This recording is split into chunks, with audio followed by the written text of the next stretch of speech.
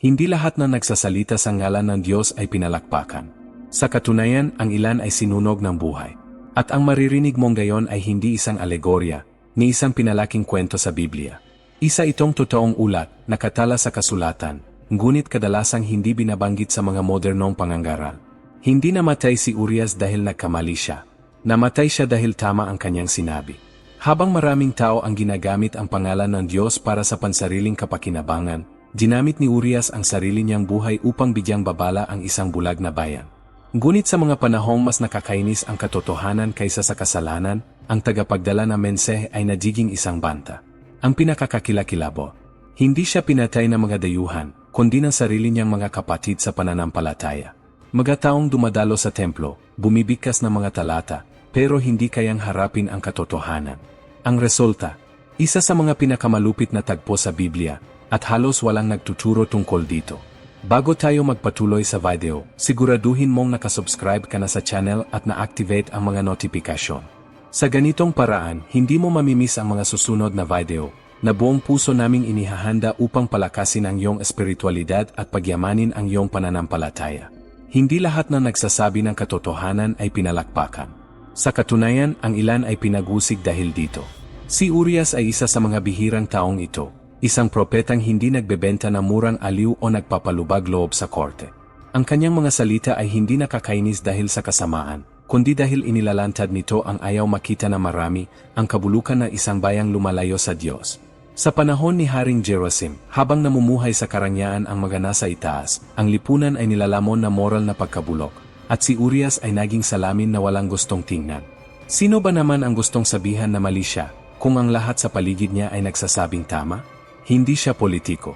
Hindi siya naghahanap ng posisyon, at lalong hindi siya namumuhay sa paglalambing sa makapangyarihan. At dahil diyan, ang kanyang mensahe ay kinatatakutan. Sapagkat ito'y taglay ang autoridad na hindi nakasalalay sa titulo, kundi sa paninindigan. Nagsalita siya tungkol sa kapahamakan, pero hindi bilang isang panatiko. Nagsalita siya na may sakit sa puso, gaya ng isang taong alam ang landas at nakikita kung saan ito patutungo. Ang mga relihiyoso noong panahong yon ay nagsasabing naglilingkod sila sa Diyos, ngunit sa totoo'y kasabwat sila ng sistemang nagdadala sa bayan sa bangin. At nang ibinunyag ito ni Urias, tinamaan ang interes ng mga kumikita sa bulag na lipunan. Hindi nagtagal at siya'y naging hindi kanais-nais sa sariling bayan. Hindi paligay-ligoy si Urias. Hindi siya marunong ng diplomatikong diskarte, para lang huwag may masaktan. Dito maraming tao ang hindi nakakaunawa sa papel ng isang tunay na propeta. Hindi siya nabubuhay para magpasaya, nabubuhay siya para magbabala. Isipin mong may pumasok sa palasyo at malakas na nagsabing, babangon ang lahat ng ito, at kayo ang may kasalanan. Ramdam mo ba ang tensyon? Ganito ang nangyayari tuwing magsalita si Urias. Hindi siya inimbitahan sa kasyahan, ni sa mga pulong ng mga elite. Kapag dumadaan siya, may naiwan siyang liwanag ng konsensya, at ang mga namumuhay sa kaginhawaan ay ayaw sa ganitong uri ng ilaw. Ang pinakakahanga-hanga. Kahit tinatanggihan siya, nagpapatuloy siya. Dahil kapag may pananalig ang isang tao na ginagamit siya na mas makapangyarihan, hindi siya yuyoko sa takot. Alam ni Urias ang bigat ng kanyang mga salita, pero hindi niya ito binabago para lang bumagay sa panlasa ng madla. At dahil dito, siya ay naging banta sa mga namumuno. Si Haring Jehoasim, halimbawa, ay mas pipiliin ang 1,000 tagahanga kaysa isang lalaking may tapang na magsalita ng totoo.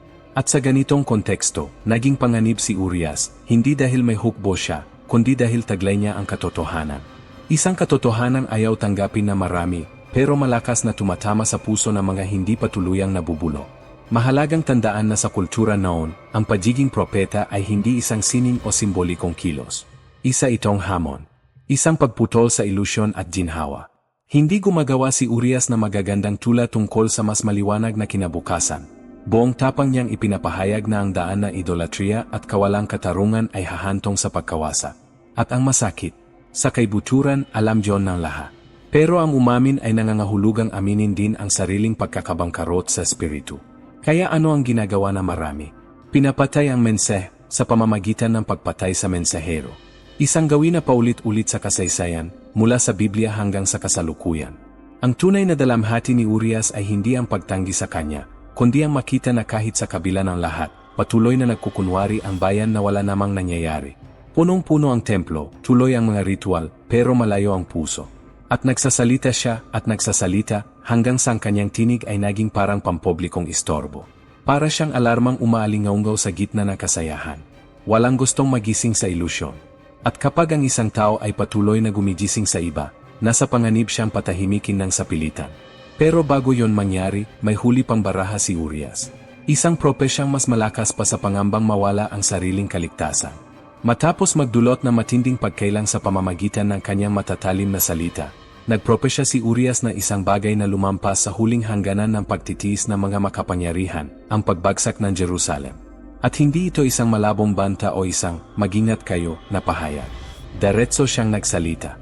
Sinabi niyang kung hindi magsisisi ang bayan, ang banal na lungsod ay wawasakin. Isipin mo ang epekto nito sa isang bansang kumakapit sa templo na para bang ito ang anting-anting laban sa lahat ng kapahamakan. Parang sabihin sa isang bangkero na darating ang pagbagsak at wala ng halaga ang kanyang kayamanan. At para sa mga nabubuhay sa anyo, ito'y hindi matanggap. Nakakatuwang mapansin na hindi nag-isa si Urias sa ganitong mensahe.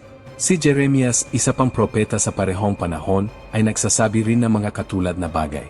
Ngunit sa kung anong dahilan, maaring pampolitika, maaring espiritual, si Jeremias ay pinatawad habang si Urias ay ginawang target. Para bang may isang dinakikitang ruleta na nagpapasya kung sino ang maririnig at kung sino ang alisin. At kay Urias, huminto ang ruleta sa pula.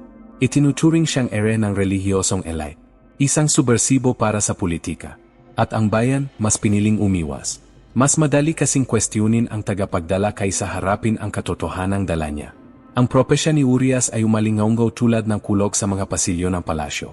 Si Jerosim, na palaging nakakaramdam ng banta mula sa anumang sumasalungat sa kanyang imeheng, piniling hari, ay nakakita ng direktang pag-atek sa kanyang autoridad. Ang pinaka-ironiko, si Urias ay nagsasalita sa pangalan ng Diyos, ang parehong Diyos na, sa teorya, ay sinasamba rin ng hari. Ngunit kapag pumasok na ang pansariling interes, kahit ang espiritualidad ay nagiging kasangkapan na manipulasyon. At alam ito ni Urias. Kaya hindi siya nagsusumikap magustuhan. Nagsasalita siya ng malinaw, gaya ng isang taong batid na madalas, ang presyo ng katapatan ay ang pag-iisa. Hindi siya sumisigaw sa ilang, sumisigaw siya sa gitna ng lungsod. At iyon ang problema. May tinatamaan ang kanyang mga salita. May pangalan. May spiritual na ay. Hindi ito pangkalahatang sermon. Tinatawag niya ang kawalang katarungan ng mga hukom, ang pagkukunwari ng mga pari, ang kasakiman ng mga pinuno, at ang pagwawalang bahala ng bayan. At kapag tinamaan na mensahe, walang ligtas. Ang kanyang propesya ay hindi lamang babala, isa itong salamin na nagpapakita ng mga bitak bago pa man bumagsak ang gusali. At ang sinumang namumuhay sa kasinungalingan ay takot sa anumang bitak na nagpapakita ng katotohanan. Kapag nagsalita ang isang propeta at walang nagbago, nararamdaman niya ang sakit ng dobo, dahil sinabi niya ang dapat at dahil walang gustong makinig.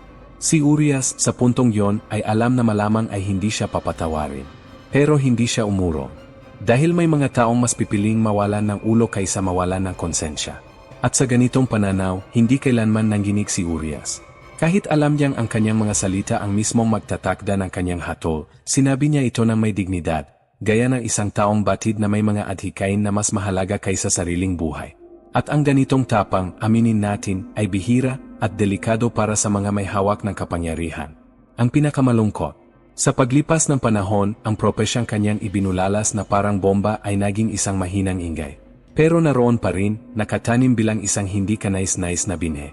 Isang babala na hindi pinansin, na unti-unting nagsisimulang matupat.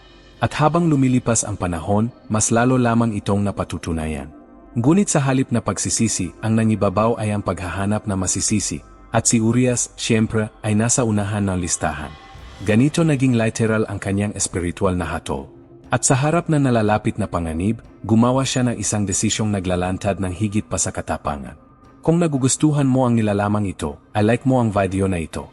Hindi lang nito sinusuportahan ang channel para magpatuloy, kundi tumutulong din itong makarating ang mensaheng ito sa mas maraming tao. Hanggat kaya ni Urias, siya'y nanindigan. Hindi siya yung tipo na tumatakbo sa unang senyales ng panganib. Pero dumarating ang oras na kahit ang pinakamatatapang ay naunawaan na ang kaligtasan ay bahagi rin ng misyon. At dito niya napagpasyahang tumakas patungong Ehipto. Hindi bilang isang duwag, kundi bilang isang taong alam na minsan, ang pag-atras ay tanging paraan para hindi tuluyang mabura. Ang pagtakas ay hindi kahinaan kapag ang banta ay galing sa lahat ng panig. Ang Ehipto, na may simbolikong kasaysayan, ay naging kanlungan ng tagapagdala ng katotohanan. Nakakatawa, di ba? Ang lugar kung saan tumakas ang bayang Hebreo noon, gayoy naging takbuhan ng propeta ng Diyos. Pero isipin mo ang kabalintunaan, kailangang tumakas ang propeta ng Panginoon mula sa bayan ng Panginoon. Gulo sa isip, di ba? Ang bayang dapat ay tumatanggap sa tinig ng Diyos ay siya mismong gustong pumatay dito. At gaya ng deity, umikot ang mundo sa paraang kakaiba. Alam ni Urias na hindi na niya kakayanin. Ang bigat ng mga banta, ang mga masamang titig, ang mga bulong na nalalapit na kamatayan, lahat ng ito ay unti-unting naipon hanggang sa hindi na niya makayanan. At ang Ehipto, gaano man kalayo, ay tila may dalang bagay na wala na sa Juda, kapayapaan. Kahit pansamantala. Kahit may kabayarang emosyonal. Alam ng sinumang kailangang iwan ang lahat para sa kaligtasan kung gaano ito kasakit. Hindi umalis si Urias na may ngiti sa labi. Umalis siyang duguan ng puso. Dahil ang pansamantalang paglayo sa misyon ay tila pagputol ng bahagi ng sariling pagkatao. Pero umalis siya. At ang hakbang na ito ay nagsasabing malala talaga ang pag-usig na dinaranas niya. Hindi ito kapretso. Hindi ito drama. Tunay itong banta sa buhay. At sa harap nito, ang pagtakas ay hindi pagsuway, isa itong estratehikong paghinto. Isang bontong hininga sa gitna ng kaguluhan. Isang pahinga na para sa iba ay maaring mukhang pagsuko. Pero para sa mga nakakaunawa ng bigat ng tawag, isa lang itong yugto. Alam ni Urias na hindi na siya maaring magsalita pa, sapagkat wala nang handang makinig. Bingi na ang sistema. Nakasara na ang mga pinto. At kahit gaano pa siya kapilit, alam niyang may hangganan ang pagtitiis bago ito maging pagkamartir. Sa isang banda, ang pagtakas ay paraan ng pag-iingat sa tinig. Isang pagbibigay ng bagong pagkakataon upang magpatuloy, siguro hindi daon, siguro hindi ngayon, pero sa isang lugar kung saan may bahid pa ng liwanag ang kaisipan. At sa masakit na pasyang ito, nakisama siya sa mga tulad ni Elias, na tumakas sa ilang, at ni Jose, kasama si Maria at si Jesus, na tumakas rin patungong Ehipto. Napapansin mo ba ang padron sa kasaysayan ng mga tagapagdala ng katotohanan? Sa isang punto, silang lahat ay itinataboy. Sapagkat kapag nilantad ang kadiliman, palaging marahas ang tugon ng mundo. Kaya ang Ehipto ay nagiging simbolo ng ambigwidad, isang kanlungan na binuo ng sakit. Hindi tumigil si Urias sa pagiging propeta kahit siya'y malayo. Hindi nawala ang kanyang tawag kahit siya'y nagtatago. Minsan, sa katahimikan ng distansya, mas tumitibay ang mensahe. At sa puntong yon, mas buhay na buhay si Urias kaysa dati. Ang problema? Ang sistema, hindi madaling makalimot sa sinumang sumalungat dito. At gaya ng isang hayop na sugatan, ang kaharian ng Juda, na katawanin ni Jerosim, ay hindi mapapalagay hanggat hindi tuluyang napapatahimik si Urias. Ang pagtakas ay nag-alis ng agarang panganib, pero nagsindi ng panibagong apoy, ang obsesyong hulihin siya. At dito na pumapasok ang madilim na bahagi ng kwento. Sapagkat ang dating espiritual na paghusig ay naging literal na panghuhuli. At ang mga susunod na kaganapan ay hindi lang nagsisiwalat ng kalupitan ni Jehoiakim, kundi pati na rin na epekto ng takot sa katotohanan sa puso ng isang pinuno. Para sa maraming hari, ang problema termina kapag nawala na sa paningin ang nakakaabala. Pero kay Jehoiakim, iba ang usapan. Ang simpleng katotohanan na si Urias ay nakatakas ay isa ng paghamon. Higit pa roon, isa itong buhay na paalala na ang katotohanan ay patuloy pa ring umikot sa mundo. Hindi sapat na siya'y tumakas. Kailangang may balik. Kailangang tuluyang patahimikin ang kanyang tinig.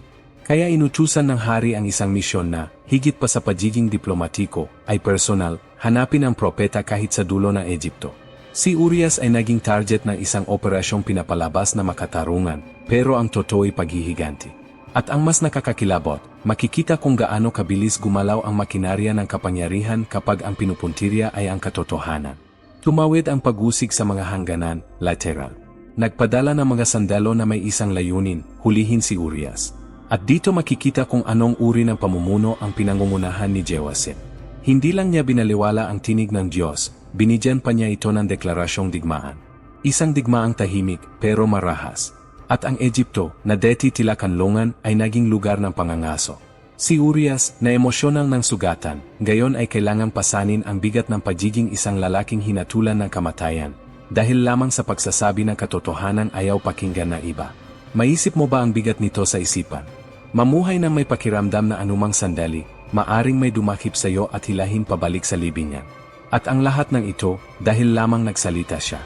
Hindi siya pumatay. Hindi siya nagnakaw. Hindi siya nag-alsa. Nagsalita lang. Dito na sumasakit ang pakiramdam ng sinumang may hustisya sa puso.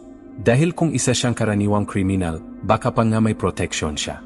Pero dahil siya'y naglakas loob ilantad ang kawalan ng laman ng relihiyosidad noon at ang kabulukan ng mga namumuno, naging banta siya sa publiko.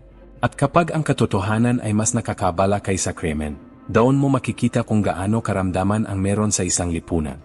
Handa si Joasim na gawin ang lahat para burahin ang alaalang yon. Para sa kanya, si Urias ay banta sa politika, panganib sa espiritu, at paalala na hindi lahat ay nabibili. Ang ganitong pagkaobsesyon sa imahe ay tumatawid sa mga henerasyon. Ilang leaders ang gayon ang gagawin din ang pareho, kung kaya nila, laban sa sinumang maglalantad na nasa likod ng kortina. Hindi lang parusa ang layunin ni Joasim kay Urias. Gusto niyang magpakita ng halimbawa. Ipaalam na ang sinumang magtataas ng boses laban sa sistema ay magkakaroon ng parehong kapalaran. Kaya umiral ang takot. Isang kapaligiran po ng pilit na katahimikan. Isang kasunduang tahimik na pagtanggi. Ang mga natirang saksi, natutong manahimik. Dahil walang gustong maging susunod na Urias. At iyan ang pinakadakilang tagumpay ng paninil. Ipaniwala sa lahat na ang pananahimik ay mas ligtas kaysa paninindigan. At ang pinakamalungkot, alam ng bayan ang lahat ng ito. Alam nila kung ano ang tama, pero nanonood lang na nakatiklop ang mga braso. Dahil sa ilalim ng lahat, may halong takot at kawalang pakialam. Takot sa haring malupit at pagkamanhid sa propeta. Si Urias sa Egypto, baka umaasa pa ring malilimutan na siya, na ang layo ay magbibigay sa kanya ng kaligtasan. Pero lumagpas ang pag-usig sa anumang inaasahan ng isang karaniwang tao. Dahil kapag ang misyon ay patahimikin ang konsensya ng isang bayan, hindi mahalaga kung ilang kilometro ang pagitan ng trono at propeta. Hahanapin siya, hanggang dulo. Ang pagdating ng mga tauhan ni Joasim ay hindi isang diplomatikong pagbisita. Isa itong pagdukot na may basbas na estado. Walang pagkakataon si Urias na ipagtanggol ang sarili, na magpaliwanag, na humingi ng tulong. Inuwi siya na parang tropyo. Na para bang sa pagdakip sa kanya, muling makukuha ng hari ang kanyang karangalan. Pero ang karangalan na walang katotohanan ay isa lang peking anyo. At ang sapilitang pagbabalik ni Urias sa bayang tumanggi sa kanya ay isa sa mga pinakamalupit na tagpo ng kanyang buhay. Dahil sa sandaling yon, hindi na siya malayang tao. Isa na siyang bilanggo ng takot ng iba. At ang gagawin sa kanya pagbalik ay magsisiwalat kung gaano kabulag ang mga taong mas gustong wasakin ang katotohanan kaysa harapin ito. Bumalik si Urias sa Juda, pero hindi bilang propeta, kundi bilang akusado. Hindi bilang malaya, kundi bilang target ng galit ng isang haring nilamon ng kayabangan. Ang pagbabalik, sa halip na maging tagpo ng pagtubos, ay naging simula ng isang palabas ng kalupitan. Hindi lang gusto ni Joasim na patayin si Urias, gusto niyang ipahiya ito. Gusto niyang gawing paalala si Urias, o mas tamang sabihin, bangkay na babala. Ayon sa tradisyong rabiniko, siya ay sinunog ng buhay, isa sa mga pinakamabangis na parusa noong panahon. Isang akto ng karahasan na ni ang pinakamasasamang kriminal ay bihirang pagdaanan. Pero para sa mga propeta, madalas iba ang hantungan. Mas masakit. Dahil ang kamatayan nila ay hindi kaparusahan, kundi paghihiganti. At ang pinakamabagsik sa lahat, ang lamig ng loob kung paano ito isinagawa. Walang makatarungang paglilitis. Walang pagkakataong ipaliwanag ang sarili. Tinrato si Urias na para bang isa siyang taksil, na ang pagbibigay babala ay krimen laban sa korona. Ang apoy na lumamon sa kanya ay hindi lang pisikal, simbolo ito na matinding galit at pagkapuot ng kapangyarihang natatakot sa katotohanan. Kapag nabanta ang trono, ito'y nag-alab. At umaalab ng mabilis. Si Urias ay ginawang alay sa nasugatang ego ng isang hari. At ang bayan, nagpatuloy sa kanilang mga gawain. Marahil ang ilan ay napabuntong hininga ng ginhawa, buti na lang hindi sila. Pero ang katotohanan, hindi na mamatay sa apoy. Patuloy itong nabubuhay. Ang pagpaslang kay Urias ay hindi lang tugon sa kanyang sinasabi, kundi sa kanyang isinasakatawan. Dahil kapag may isang taong labis na nakakabala, hindi ito dahil sa sinasabi niya lang, kundi sa epekto niya sa puso ng iba. Bitbit ni Urias ang isang bigat na espiritual. Isang katotohanang gumugulo sa panlabas na kabanalan. At dahil dito, kailangan siyang sunugin. Hindi lang para patahimikin, kundi para burahin ang ideyang kanyang kinakatawan. Para bang sinasabi nila, magsilbing aral ito.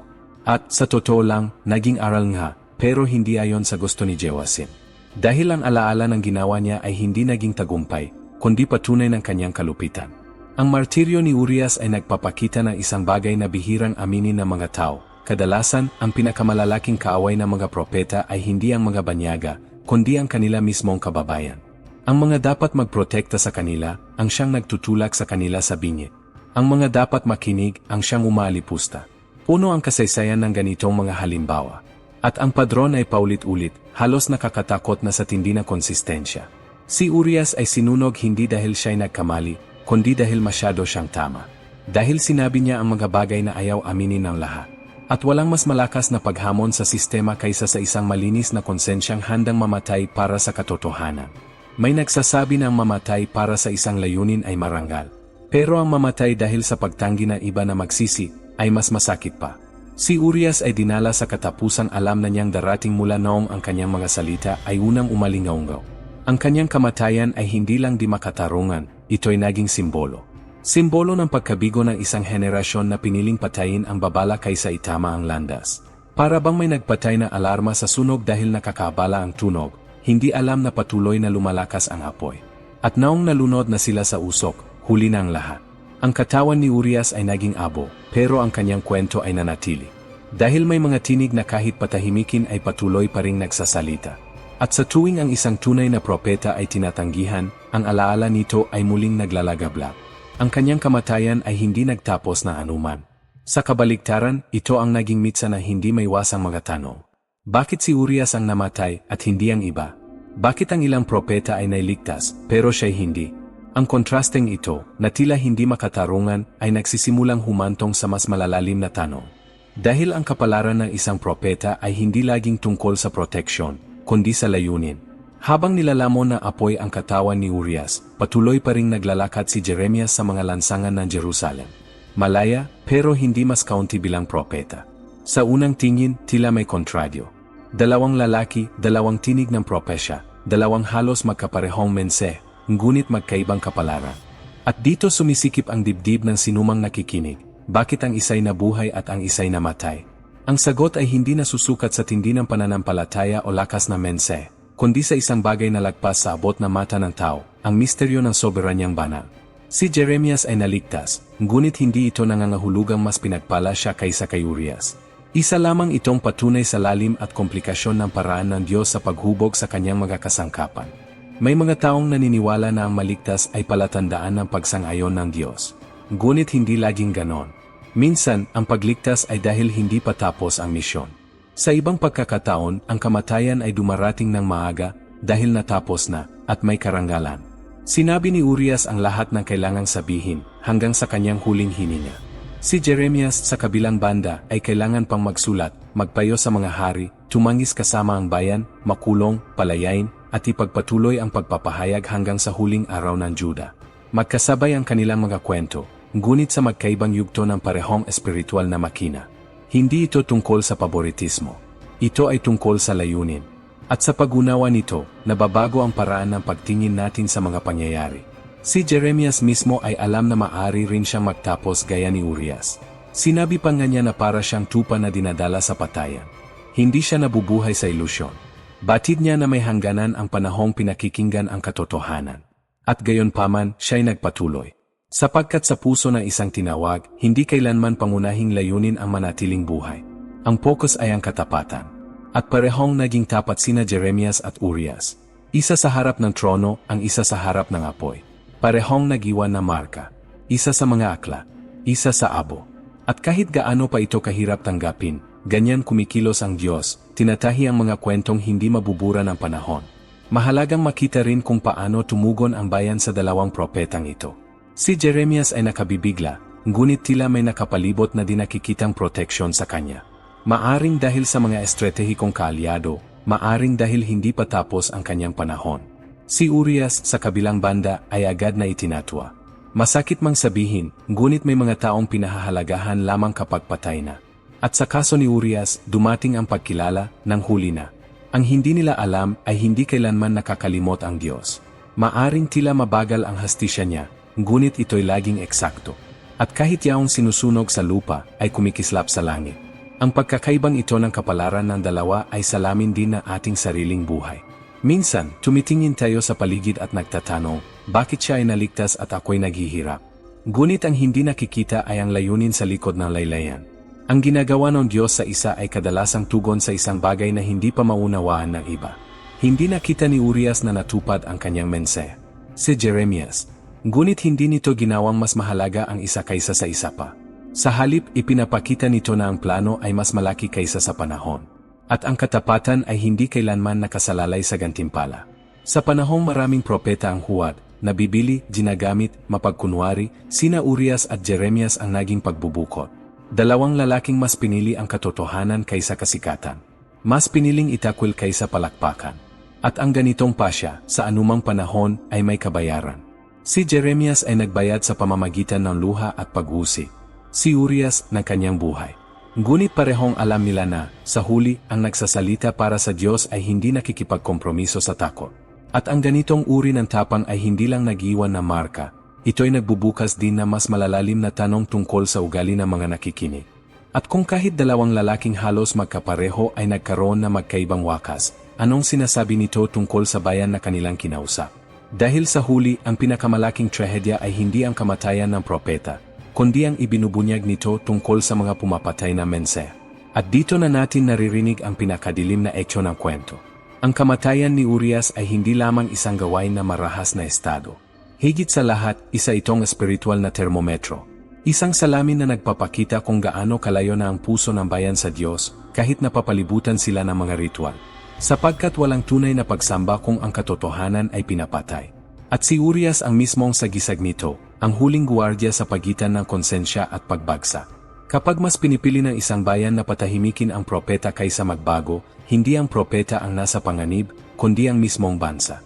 At ito nga ang nangyari sa Juda. Ang pagtanggi kay Urias ay parang patayin ang GS habang umaandar ang sasakyan, na may talukbong sa mata, papunta sa bangin.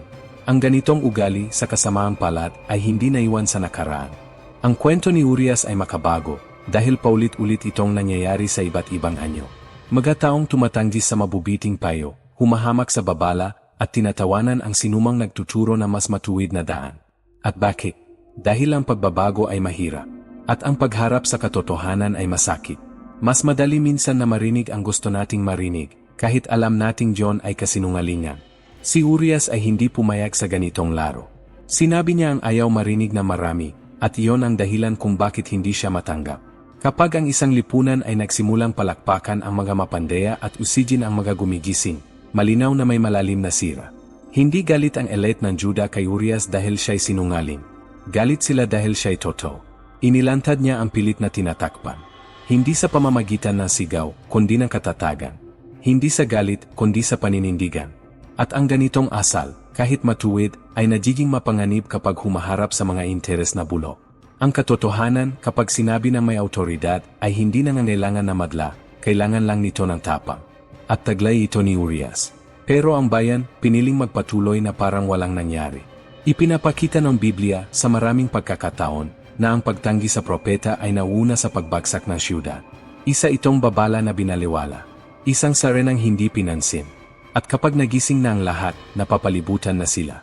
Ang kaso ni Urias ay isa pang halimbawa. Siya'y pinatay, ngunit hindi nawala ang kanyang mensahe.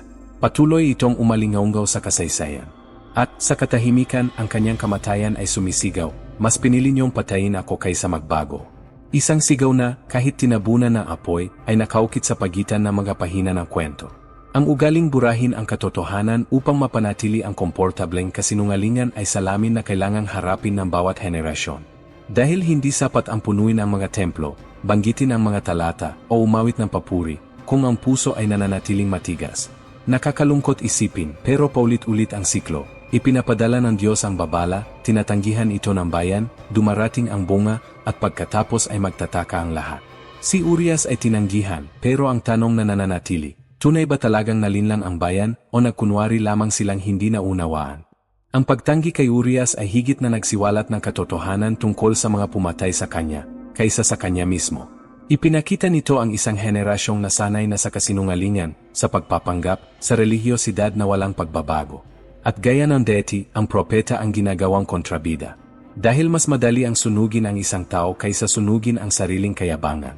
Mas madali ang patayin ang babala kaysa patayin ang sariling ego. At ang resulta, katulad pa rin pagkawasa. Hindi dahil malupit ang Diyos, kundi dahil ang pagtalikod sa katotohanan ay may hindi maiwasang kabayaran.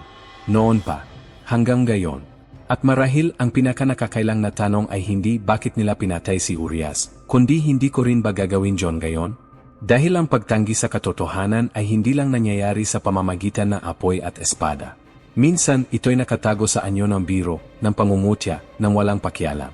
At ang sinumang pinipiling baliwalain ang liwanag, anti-unting nasasanay sa dilim, hanggang sa ang susunod na hakbang ay hindi na pabalik, kundi papunta sa bangin. Kung nakarating ka hanggang dito, kaibigan, iwan mo sa mga komento ang nakarating kay hanggang dulo para malaman ng lahat na tinatapos mo ang lahat ng sinimulan mo at na nagustuhan mo ang video.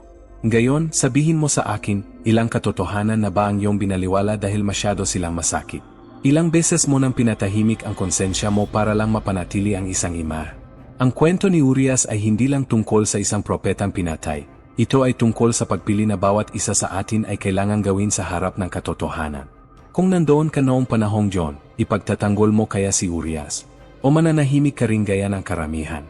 Ang Biblia ay hindi isinulat para lang basahin, kundi para isabuhay. At sa bawat pagkakataong pinipili ng isang tao ang kaginhawaan kaysa sa paninindigan, isa na namang propeta ang nasusunog sa loob ng ating puso. Kung ang nilalamang ito ay nakayanig sa loob mo, kung talagang pinaisip ka nito, mag-subscribe ka ng gayon sa channel at i-activate ang mga notifikasyon. Dito, hindi lang kami nagdadala ng mga kwento, nagdadala kami ng mga katotohanang nagpapalaya. At ang susunod na video, baka ito na ang mismong kailangan marinig ng kaluluwa mo.